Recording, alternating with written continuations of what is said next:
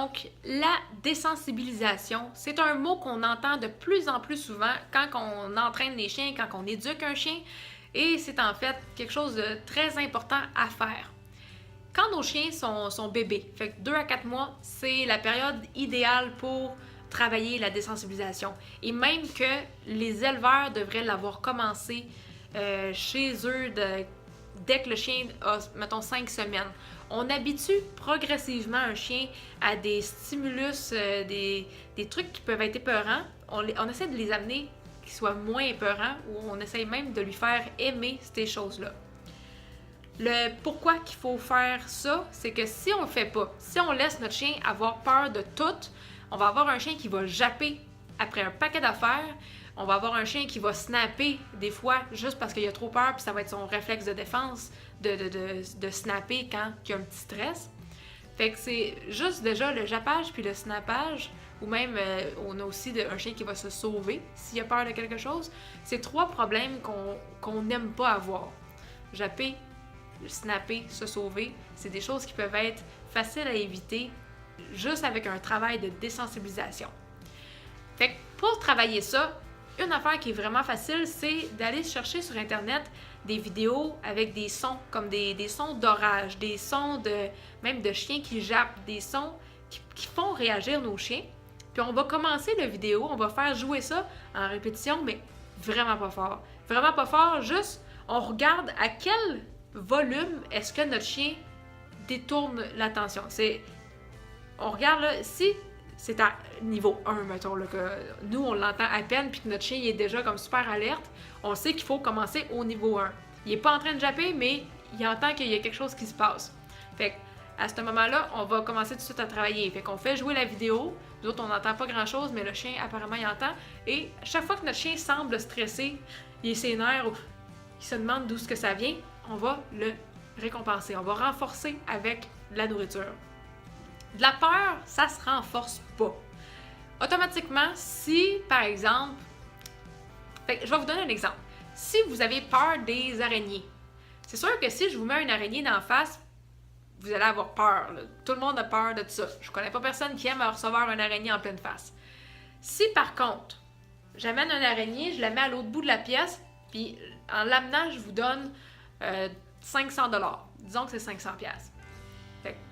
C'est correct, l'araignée est là-bas, ça passe, vous avez 500 $. J'amène l'araignée, je la mets ailleurs un petit peu plus proche, je vous donne 500 $. Je vous mets l'araignée après ça sur un petit bureau à côté, je vous donne 1000 $. Je vous mets l'araignée à côté de vous, je vous donne 10 000 $. Fait que j'y vais tout le temps avec un petit peu plus de gâterie où on y va progressivement, une petite étape à la fois. Fait que vous vous habituez graduellement à cette araignée-là, puis à un moment donné, on enlève l'araignée, puis vous voulez quasiment avoir l'araignée parce que vous voulez de l'argent. Fait que si on est capable de trouver une motivation qui tente au chien, une motivation qui aime, il n'y aura plus peur à mener de cette chose-là qui amène quelque chose qu'il aime. L'araignée, dans ce cas-là, l'araignée fait juste annoncer qu'on reçoit de l'argent. Elle n'amène plus autant de peur qu'avant. Fait que c'est un petit peu comme ça qu'on travaille avec les chiens. On va commencer très progressivement, un petit peu de son, juste assez pour pas comme qu'il soit tout de suite en panique totale, puis on va renforcer, on va associer de la bouffe, qui est quelque chose de le fun, avec sa petite affaire épeurante. On augmente graduellement le son, puis à chaque fois on associe avec de la bouffe. Fait qu'on va être capable de se rendre au volume dans le tapis, puis le chien qui va être focus sur nous en train de manger. On peut aussi faire de la désensibilisation face aux objets épeurants. Fait que souvent, les objets épeurants vont venir aussi avec le bruit. Fait qu'on peut essayer de travailler les deux séparément. Fait qu'on travaille le bruit d'un côté, puis après ça, on va travailler un objet qui arrive d'en face du chien. Quand je parle des objets, ça peut être, par exemple, le balai. Il y a beaucoup de chiens qui ont peur des balais.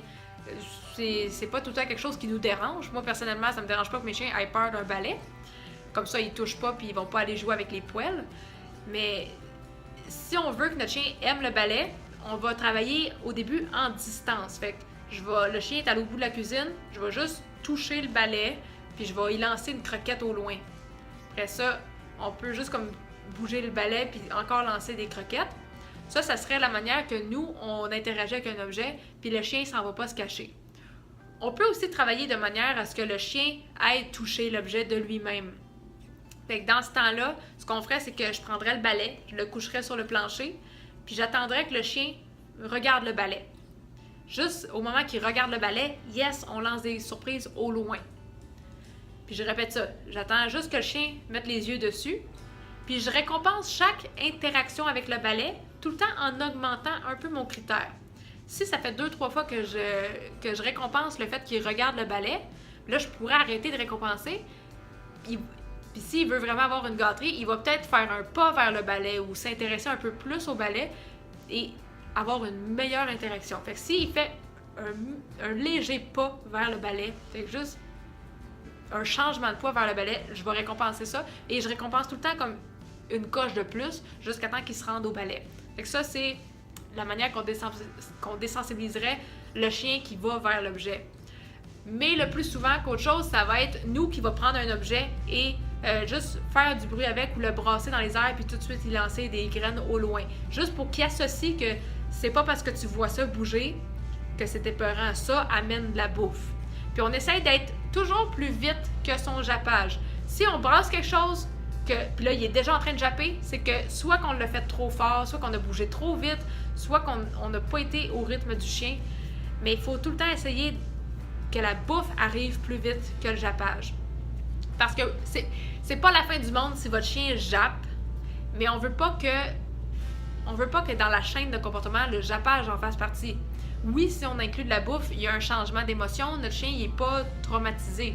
Mais on veut quand même pas que notre chien apprenne à japper pour avoir sa nourriture.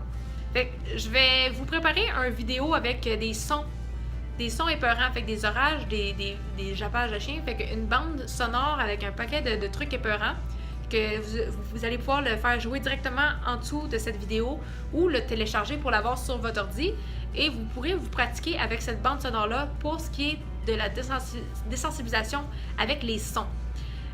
Pour ce qui est de désensibiliser avec des objets, essayez de vous trouver des objets dans la maison qui sont un petit peu plus épeurants. Des fois, ça peut être juste une cuillère en bois, de faire un mouvement dans les airs avec la cuillère en bois puis de lancer de la bouffe au chien.